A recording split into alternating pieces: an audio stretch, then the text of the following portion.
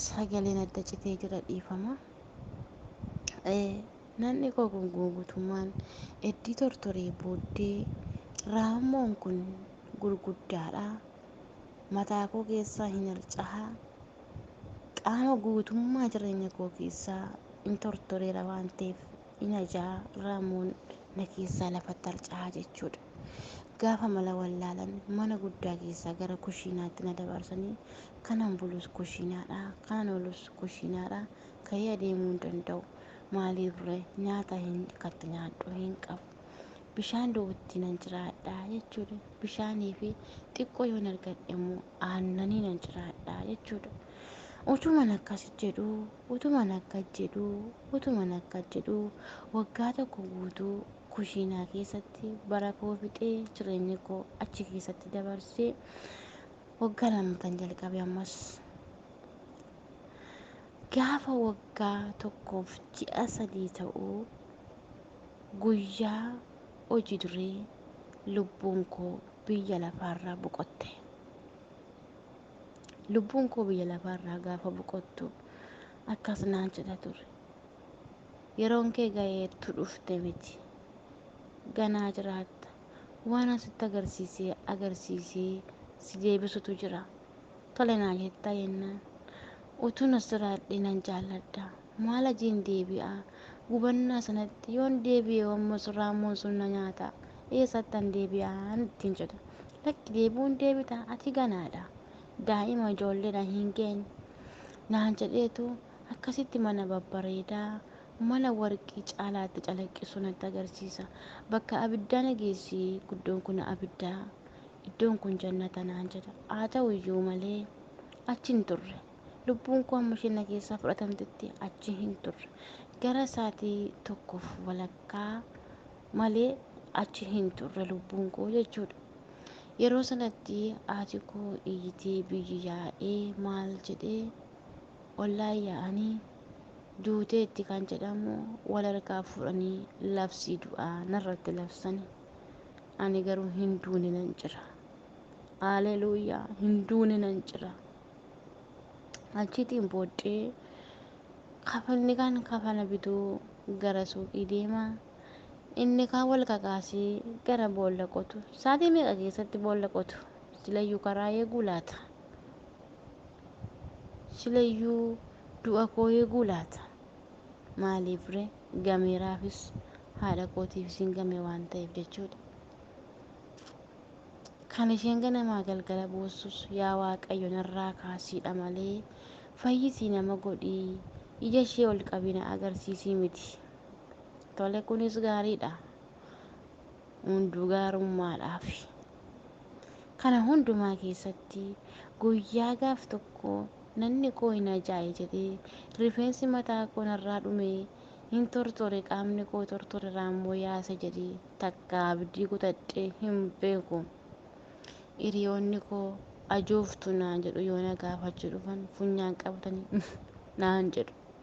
Kunis gaariidha. Gaarummaadhaaf. Utuman kanaan jedhu gaafa lubbuun koo kun biyya lafaarraa fudhatamtu inni kan gara boolla qotuutti fiiga, inni kan kafana bituutti fiiga. Kana keessatti lubbuun natti deebitee maal jedhu hin qufaati naan jettee armeentiyyaa.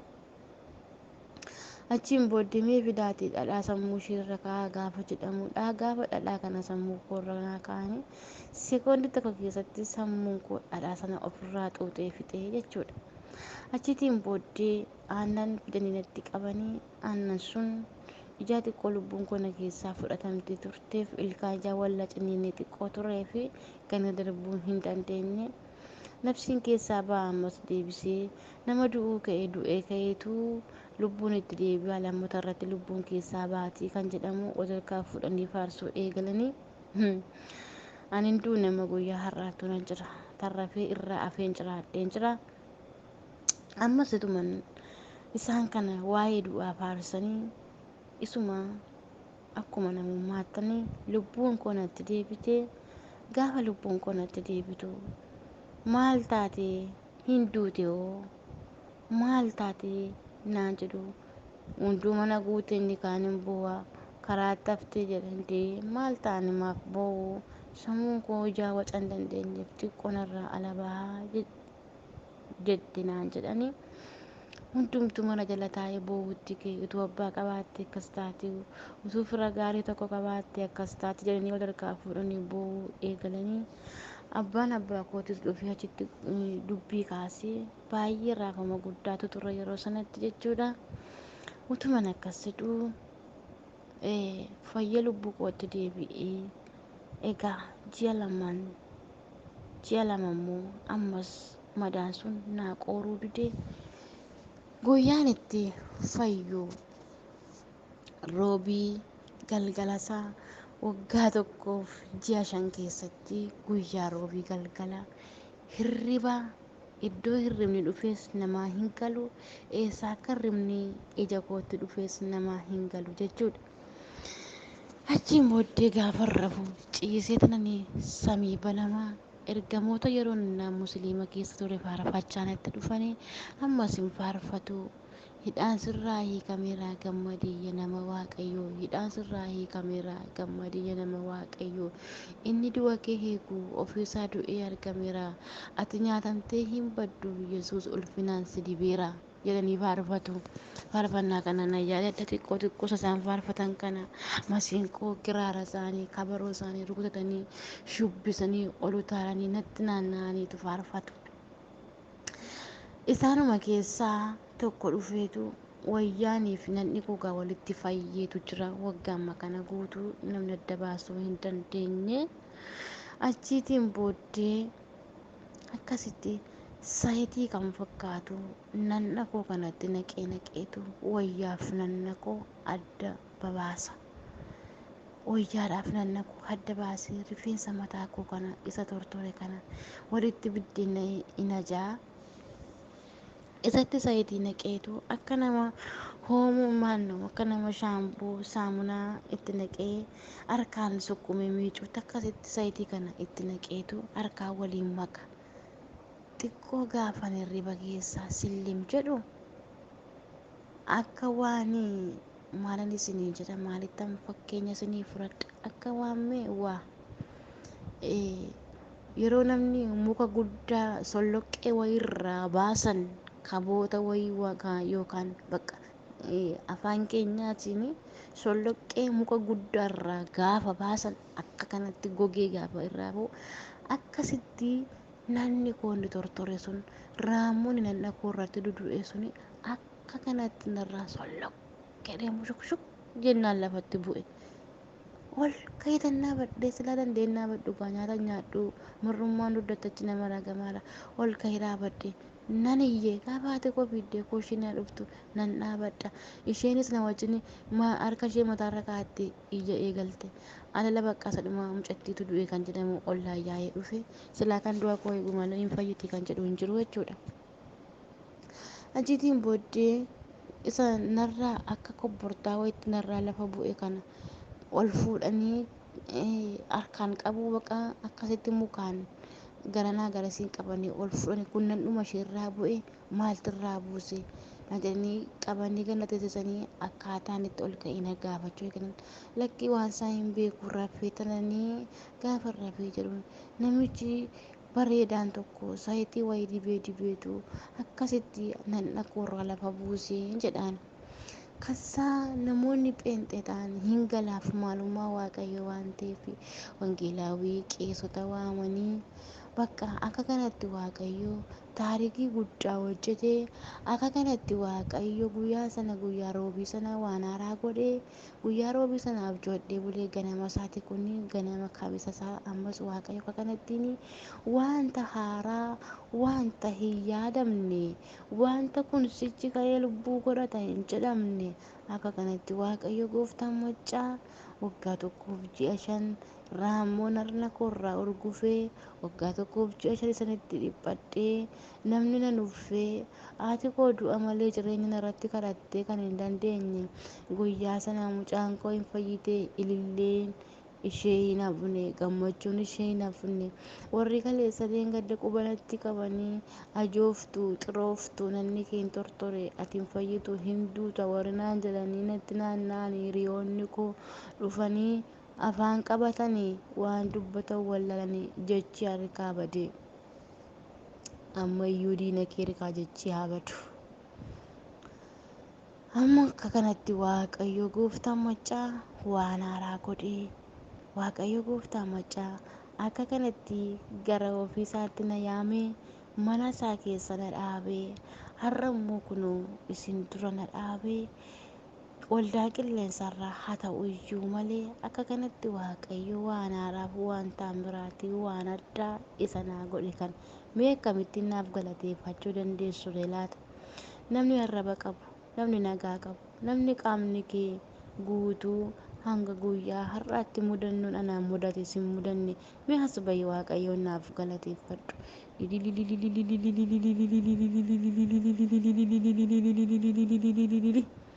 Galanni Yesuus Kiristoosiif haa ta'u.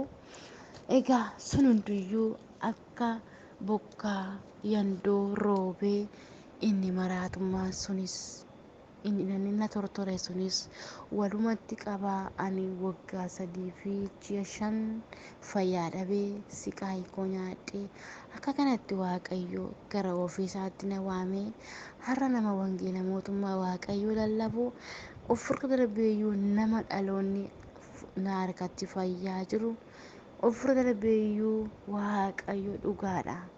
Waldaa lafarraa irrattis ta'ee hangan biyya turetti baay'ee tajaajilaa waldaa adda addaa irra deemes faarfachaas lallabaas tureera umuriima xinnummaa koo kanatti jechuudha. Galanni Waaqayyoo Waaqa isa jiraataa isa Waaqaaf lafa uumeef galanni haa ta'u. Ammas gaa mudannoon kana duwwaa miti eddiin gara Waaqayyoo dhufe wanta baay'eetu ta'e anis nama guddaa umuriin koos nama guddaa ta'aa dhufe.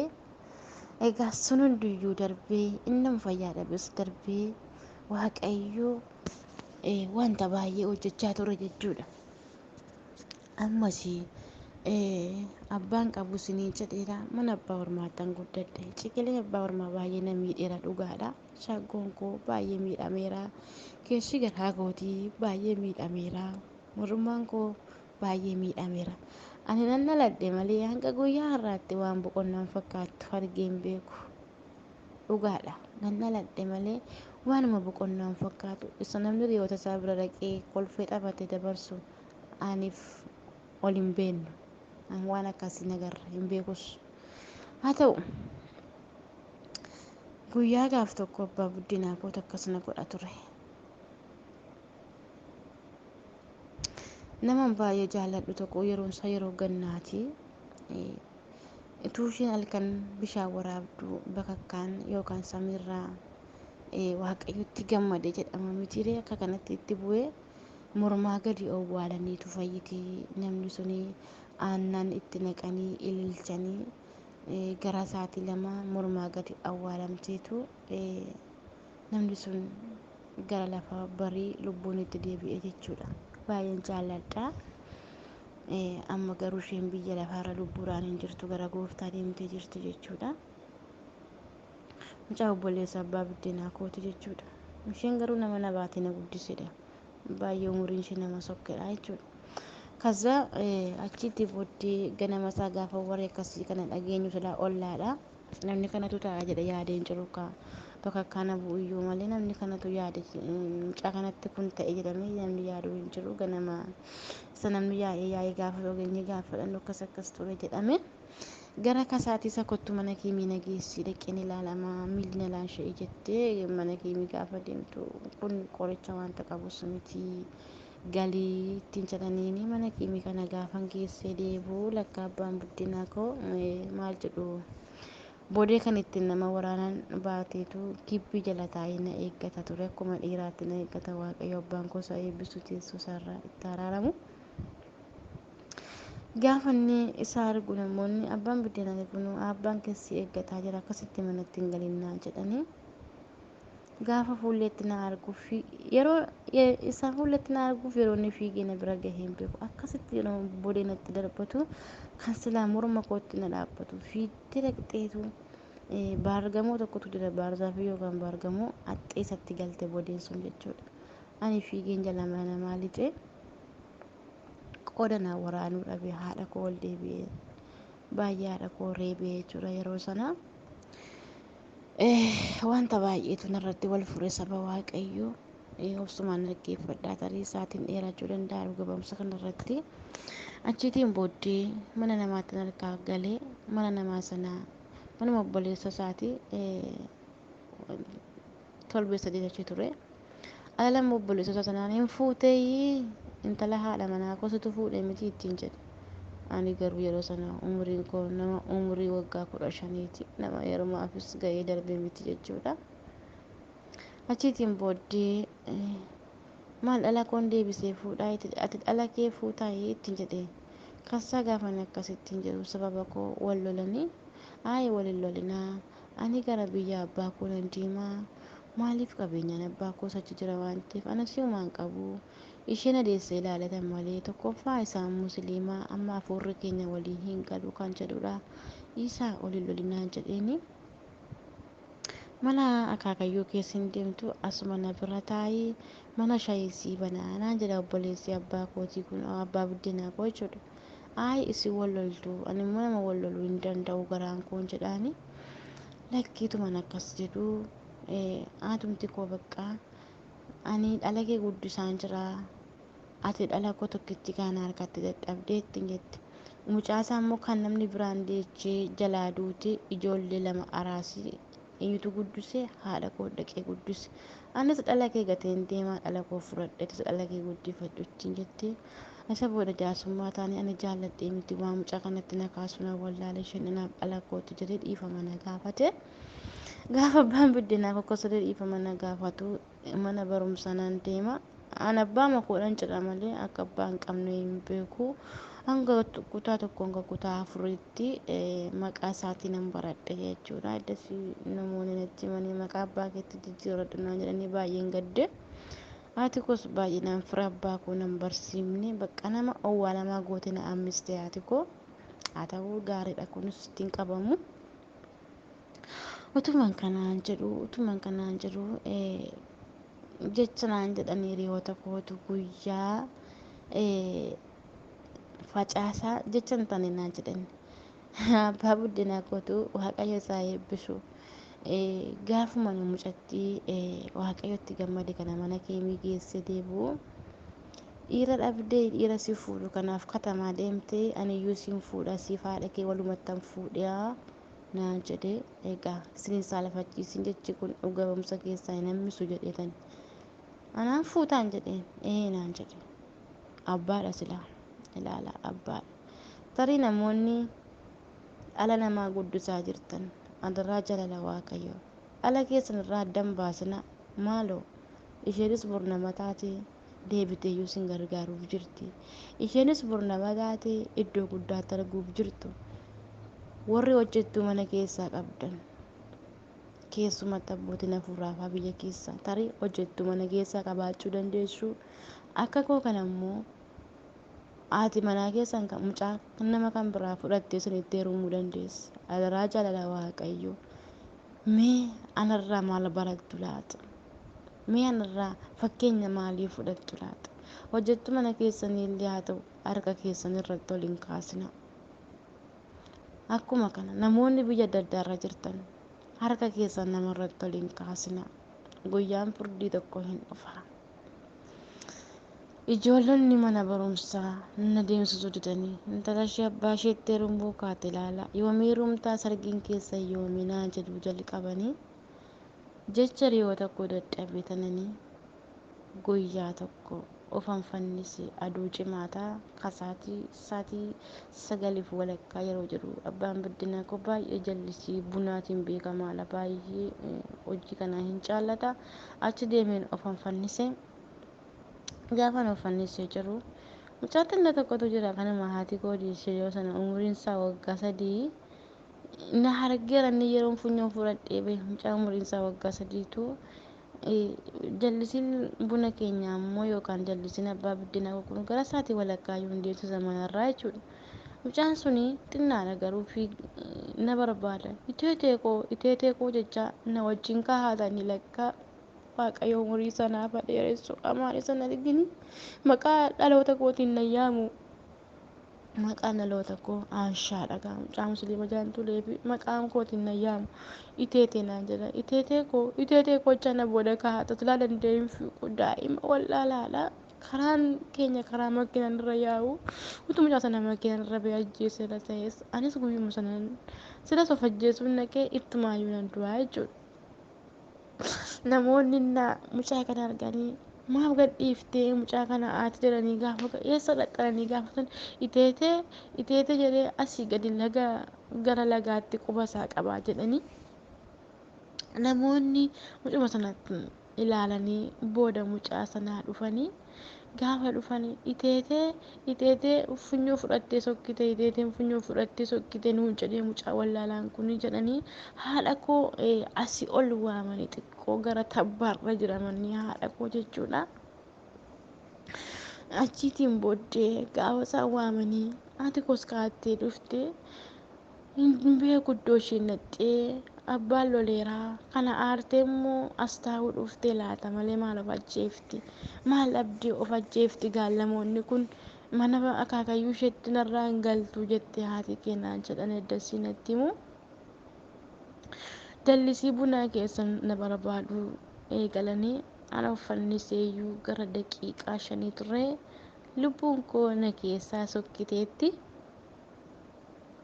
Gaafa na uffanniseeru sanatti dubartoonni gaafa na argan danda'anii muka yaaban egaa naasuraa dandeetti muka yaabuus hin qaban dubartoonni anuu sababii daa'ima ta'eef muka sanarra bahee uffannise malee jechuudha.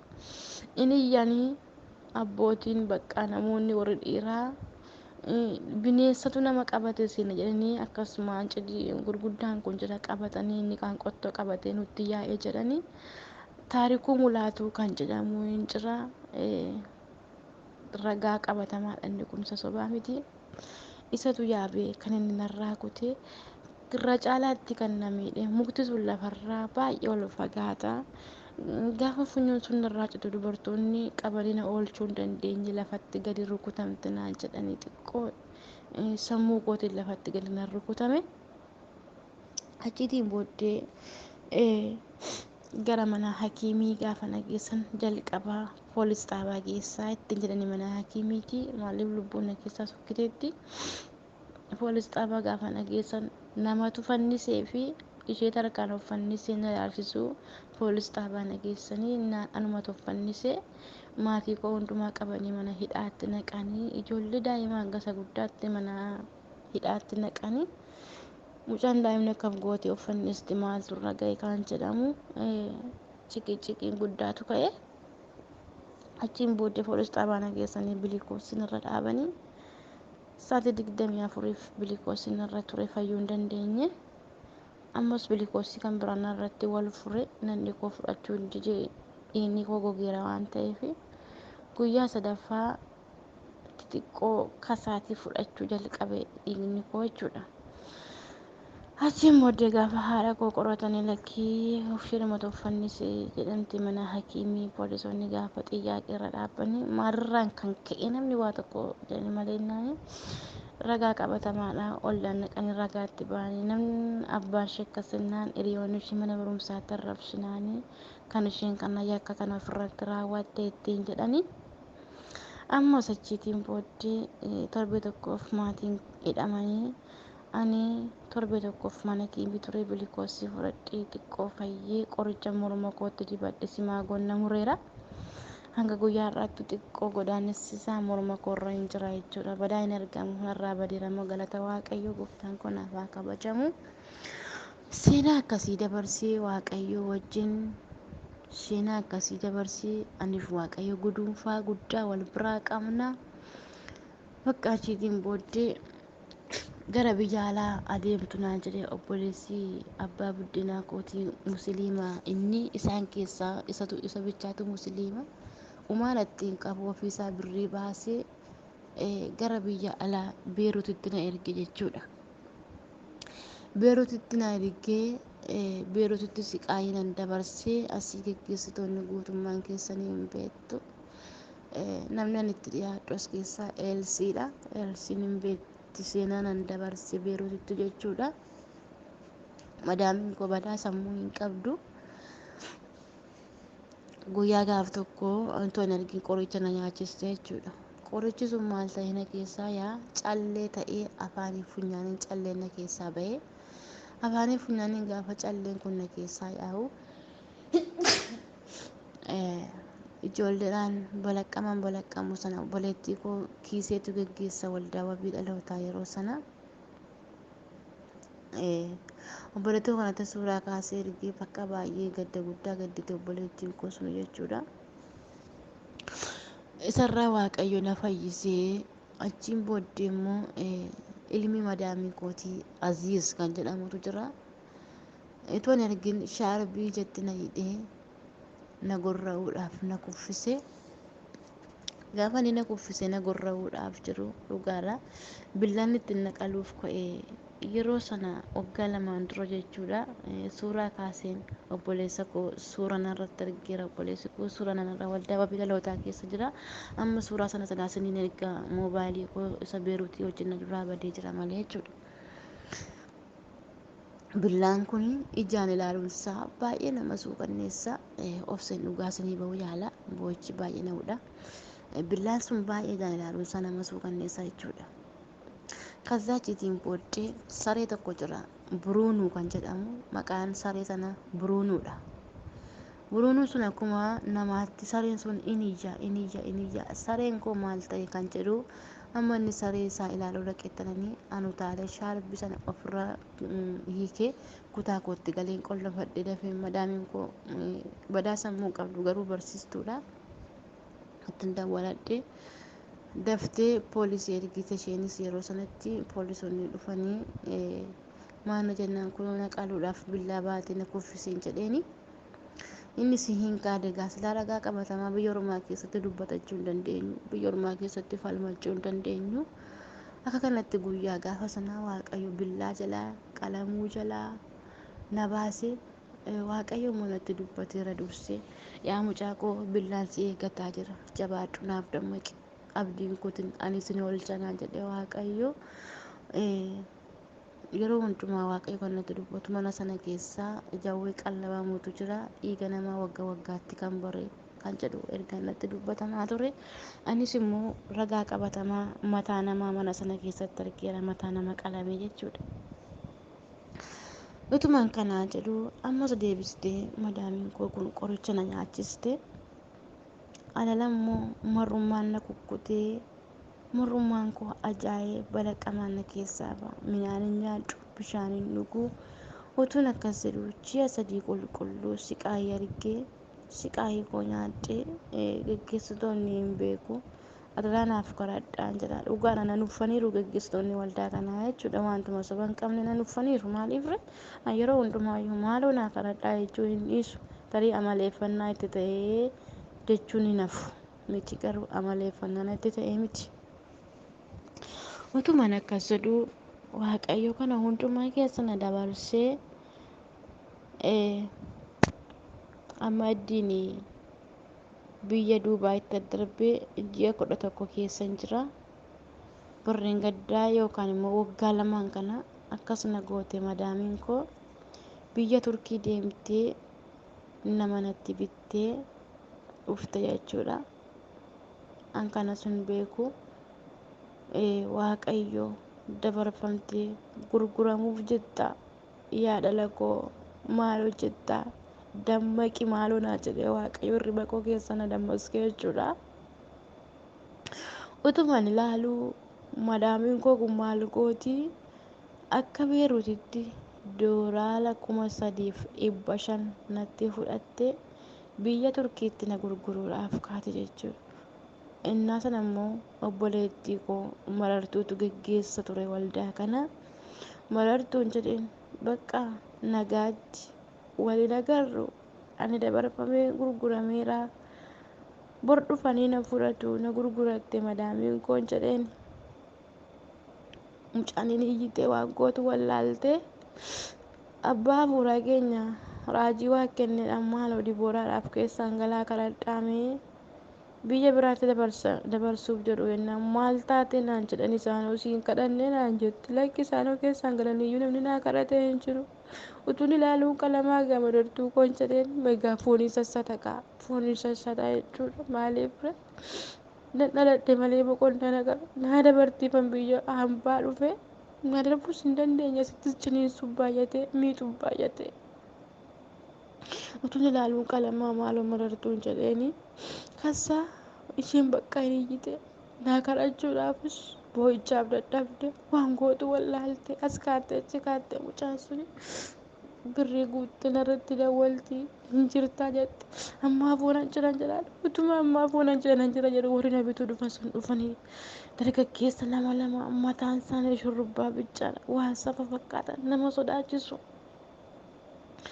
dhufanii akkuma nama nagaatti nyaanni qophaa'ee dhugaatiin qophaa'ee fi ta'anii isaanuu bakka hin haasa'u arabiffaan baay'inaan immoo arabiffinaan galu hojii mana hojjedha malee hanga guyyaa irratti baay'inaan arabiffinaan galu dhufanii bakka isaanuu maal jedhu laa nuun taatu isheen hin taatu isheenuu isanuu yaanneefuu nuun taatu madaam birrii keenya nu deebisii ittiin jedhanii lola kaaste akkamittan birrii deebisa maaf hin taatu furdoodha dhiiga qabdi jetti baay'ee furdoodha moonnaan beeruutiin jiru jechuudha baay'ee furdoodha dhiiga qabdi maal taate ittiin jedhu isheen garuu kalee keessaa bahee sababa kaleetiif na gurgurachaa jirti lakkaa isheen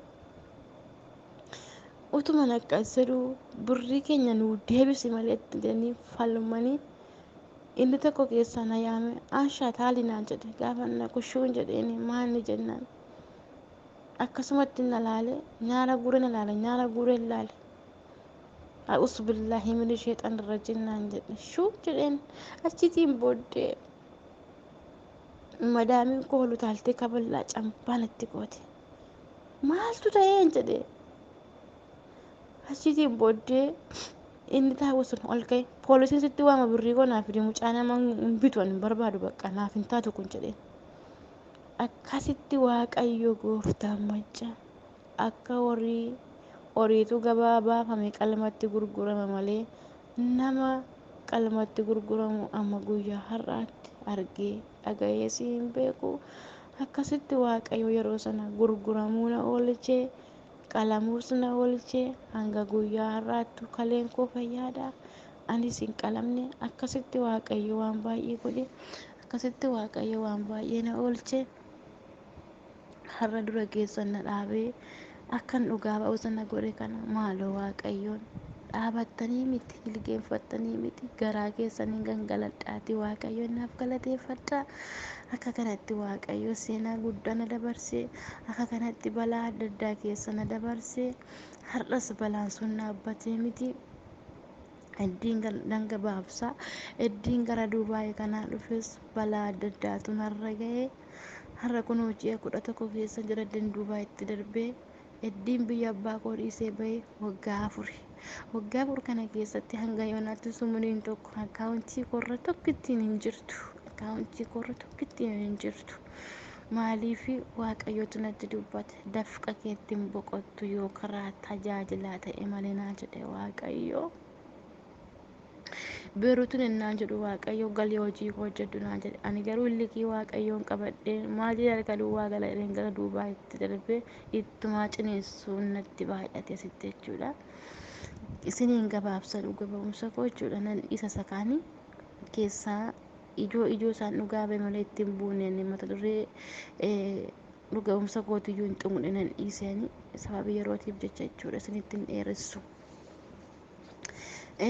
ji'a lamaan kana keessatti wanti narratti ta'e Itoophiyaa nama 3 taanee hojjennanuuni nama 3 kana keessaa aniif mucayyoon isheen tokko pheenxeera gooftaa qabna isheen tokko biyya lafaadha yeroo hundumaa hin sirbiti yeroo hundumaa qullaa kaati suuraa namaaf ergiti garuu afurri ishirraa baay'ee na lola keessumattuu aniif isheen waliin gallu jechuudha achitiin booddee guyyaa eenyuma kana ji'a tokko fixeera qabdeema ana na qabattee naan rukutuuf akka koo gaafa ol kaasu sagaleen dhagee deebisa harka kee gadi naa jedhe sagaleen tokko nan dhiise waaqayyo ishee eebbisuu hamma dandeessu na reebdee mata narratti cirtee fuula koo kun namatuun suuraa kaasee isin ergee fuula narratti ciccirtee fixxee humnaa ol garaa keessa na dhiittee jechuudha. Yeroo sanatti akka nama pireedinitti dhufee dhiigni koo humnaa ol narratti dhangala'e, baay'ee humnaa ol dhangala'e dhiigni koo lafatti coccobe jechuudha. Yeroon dhiiga sana argutti of wallaalee akkam akkan ta'u hin beeku. Isheen billaa fudhatte natti qaatti. Mucayyoo isheen pheenxee kun narraa qabdee bakka warroonni gibbii kana keessa hundi isaanii poolisoota qabanii hin maraatti jedhanii makiinaatti galchaniitti qollofanii makiinaa jechuudha. Isheetti mana kiimii deemi jennaan mana kiimii naquu dhiisaan jedheeni akkasitti mana kanatti illee waaqayyo lubbuun koo kan baatuuf jette kun ji'a lama eeggattedha. Akkasitti waaqayyo kanas hundumaa na oolchee amma immoo mucaa ishee pheenxee kanaa wajjinis walitti nu naqxe maayittiin Dibooraanii isheen buddaadha nama nyaachisiin jettee walitti nu naqxe jechuudha. Isheen immoo bakka isinii maddaa isiniiti sanaan jetti siqaayii baay'ee miixuu baay'ee keessan ture. Akkasitti waaqayyo kunoo kana hundumaa keessa na dabarsee har'a immoo nama dhugaa baatu sana godhe waaqayyoon guddaa naa galateeffadhaa. Karaa obboleettii koo Raajii Gannati dhugaadha. Inni waaqayyo karaa ishee dubbatee waggaa lamaan dura kanan qalamuudhaaf ture, kanan gorraa hamuudhaaf ture. Karaa ishee waaqayyo akkasitti natti dubbatee ammas karaa obboleettii koo Raajii Leelloo waaqayyo isanitti micicamu argee natti dubbateera. Ammas akkuma kana karaa Raajii Tamasgeen waaqayyo akkasitti haalan keessa dabarsee dhufee haalan keessa jirus dhugaadha. Ammayyuu qoraattii keessa dhaabadhee waaqayyoon galateeffadhe malee natti tolee miti. Ammayyuu abidda gidduun jira. Ammayyuu natti boba'aa abiddi kun narraa dhaamuu dide malee natti tolee miti. Karaa Raajii Tamasgeen obboleettii kootuu Eelsaa Sheerinaa godhe isheedha kan na wajjin ciniinsifatu, yoon boo'ee kan na wajjin hin boo'u, yoon kolfee na wajjin kofaltii, gaafan gaddu na wajjin gadditi, gaafan tuurarraa badu immoo eessa buutee kan naan jedhu kan na iyyaafatu waldaa ofii dhalootaa keessaa kan citee natti hafee eessa buute naan jedhu obboleettii koo Eelsaa guddaan galateeffadha. Waaqayyo si haa eebbisu, bara kee haa eebbisu, eebbifami. Akkasitti waaqayyo waan haaraa godhee akkasitti immoo har'a nama dhaabbatee dhugaa ba'u sana godhee isa hojii isaa sanatti laatee akka dhaloonni karaa koos fayyan sana godhe hedduun gooftaa itti nan gammada. Karaa obboleessa keenya Raajii maqaa isaanii hin qabanne dhiifama. Raajii Wandee waaqayyo karaa isaanii sanatti dubbateera. Torbee lamaan duratti kadhatan kadhadheetu jira jechuudha. Dhugaadha, kadhatan kadhadheetu jira. Kadhata addaadha. Kadhanni suni waaqayyo isa sarginatti dubbatee akkuma kanallee akka sagantaan kun sagantaa hin taanee fi hinaaffaa guddaatu ture. Obbolootuma koo keessa taa'ee hinaaffaa guddaatu ture. Garuu dhugaadha. Nama tokkorraa qeemii qabaadhee miti. Nama tokko arrabsee baddalee miidhee miti. Maaliif akka kun irratti ta'e illee naaf hin galle. Gaafa sagantaa kana akkasumaan jettee Eelsiin yaadi boo jette kanatiin galateeffanne eenyutu galateeffataa? Maal hojjetta maaf hin galateeffattu atiidhaa jette. Maaliif waan dabarsee dhufe hin beekti. Waan dabarsee dhufe akkasuma faarfattuu Dibooraa Babeessii hin beekti. Karaa ishee sirnaa sana waaqayyo dubbachaa tureera. Jennaan beeruutiin ture akka jawween na lolu, jawween akka hafuura banatti baafatu gaggeessitoonni keenya hin beeku. Har'a yoo lafa onaa irratti wal ganne iyyuu maal akkan keessa ture hin beektu baay'een keessan jedhee yaada. Akkasitti waaqayyo hidhaa sana hundumaa na dabarsee akkasitti waaqayyo seenaa baay'ee hojjetee akkasitti waaqayyo maraatummaa koorraas na fayyisee har'a immoo isin gidduu na dhaabee har'a immoo hojii isaa natti laate waaqayyo kennan inni harkaa dhabeen jiru kennaa faarfannaa, kennaa raajummaa, kennaa lallabaa, kennaa gorsuus na harkaa qaba. Har'a haalli koo na haadhus guyyuu malee an amma dhokadheen jira. Tokkoffaa ofan tuffadha ergaa dhalootaaf ittiin dubbadhu. Ergaa barootaa na harkaa qaba waaqayyo, ergaa dhalootaa na harkaa qaba waaqayyo, garuu hin dubbadhu. Maaliif ani tasiisa dubbachuuf nama ga'aa miti ammayyuu jechuudha. Xobbeedhaan bilchaanne namoonni na gorsuu barbaadan Wayisaaphiin koosuma kanaan, namoonni kadhannaan na bira dhaabbachuu barbaadan, namoonni ayisuunan jechuu barbaadan Wayisaaphiin koo kunuu isuma isin agartan kanadha. namoonni immoo gaafa biyya keetti galtu kadhannaa sirra dhaabbana baranaa jettanis kunoo keessana dubbisuu dandeessu. Ani amma yoon biyya nan gala jedhes waan ani ilaalus hin qabu, waan abdadhus hin qabu. Mana abbaa biddeenaa sanatti deebi'ee hin galu. Akka waaqayyo haala koo naa mijeessu waaqayyoon naaf kadhadhaa. Akka waaqayyo haala hundumaa naa mijeessee ammas galataa walitti deebinutti adaraa dangatinaa. Kadhata keessaniin na biraa na finaa. Keessi koo baay'ee miidhameera. Madaan garaa koo foolii qaba. Natti na ja'a madaan garaa koo. Akka irra duubaan cululuqee bareedu isinitti hin fakkaatin. Gudunfaa seenaa qabnu ani waaqayyo. Akkuma kanallee obboleettiin as keessaa akka sagantaan kun hin taane immoo yaalii baay'ee geggeessaa turte. Qalbii kee jijjiirradhu. Dhiifama waaqayyoon gaafadhu. Sababa kee garuu nisaan gala ani. Sababa kee waaqayyo akkasitti ilaalamuuf nisaan gala. Ati sobbeettaa anis hin beeka. Waaqayyo si haa eebbisu yaa obboleettii koo. Ani ammayyuu hin duune jira. Warroonni immoo keessaan galtanii Dibooraasitu nama galataa ta'e sumatu galata qopheeffate naan jettan sagalee keessa yoo isinii deebisu baadhayyuu waaqayyo abbaan koo sina eebbisu. Akkuma kana namoonni immoo Dibooraan hin duutee maaliif porofaayilii isheerra godhattanii suuraa ishee maaliif fayyadamtu warri jettanii anumatu porofaayilii korra godhate ani hin duune jira ishee. Waaqayyo sina eebbisu hin duune jira. Ani hin duune anuma Dibooraa Tasfaayeedha. Hin duune warroonni dhugaadha karaa immoo dhuftanii na gaafachaa turtanii Dibooraa Tasfaayeedha miti hin duute miti mucatti maaliif porofaayilii isheerra godhattu jettanii immoo koosa beeruuttiin namoonni na beekaa turtanii jirtu waan ta'eef achiin dhuftanii warroonni gaaffii na gaafatan Dibooraadha mootorra jettan anumadha. Yoon sagalee yeroo isinii deebisu dhabeeyyuu anuma Dibooraa Tasfaayeeti. Ani ammayyuu hin duune jira. Kakuu du'aan nageenya gooftaarraa ganaan lallabaa, ganaan raajaa, ganaan faarfadhaa, ganaan addunyaa mara amma andara lafaatti ganaan deemee lallaba hojii gooftaa ganaan hojjedhaa. Anumadha hin duune nan jira. Waaqayyo abbaa koo sina eebbisu. Ayyaana isaa isiniif haa baay'isu. Raajii Wandee, obboleettii koo Raajii Gannat, obboleettii koo Raajii Leelloo, obboleessa koo akkasuma Raajii Tamaskeen. Waaqayyo bara keessa na eebbisu. Akkasuma obboleessa koo kanan baay'ee jaalladhu, kanan baay'ee kabaju Raajii Saamii. Guyyaa gaafa ani sirnatanya mana kanaa wajjin wal lolee dhugaadha akkasan jedhanii Saamiidhaan keessaa gale Saamiin jedheen abidda keessa yoo jirta ta'es waldaa jirta yoo ta'es lafuma jirtu jiraadhu sagalee tokkitti na erge yeroo kanatti lubbuun koo darbuuf ittiin jedhanii innis daqiiqaa sanatti waaqayyo naaf godhate. Guyyaa sana waaqayyo karaasaa waan baay'ee dubbachaa ture. Ayyaana isaa siif baay'ee obboleessa koo haadha koo. Gooftaan bara kee jireenya kee eebba waaqarraa eebba lafarraa si haa eebbisu. Dhugaa'umsa kanaan dhaggeeffattu dhalootaaf sheerii godhaa. Goddanyoota keessanii hiriyoota keessaniif sheerii walii godhaa.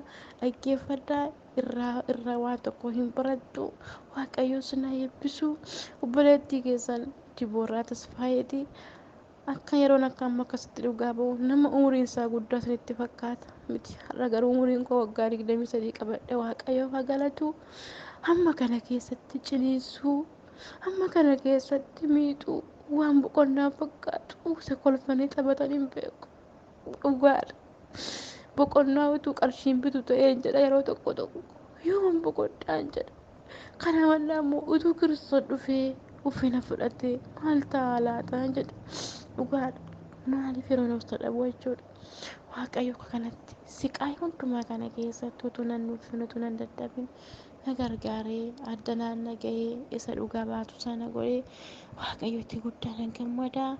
Waaqayyo bara keessa na eebbisu. Guyyaa galateeffannaa kana kabajanii nu gidduutti argamtan abbootiin hafuuraa biyya keessaa.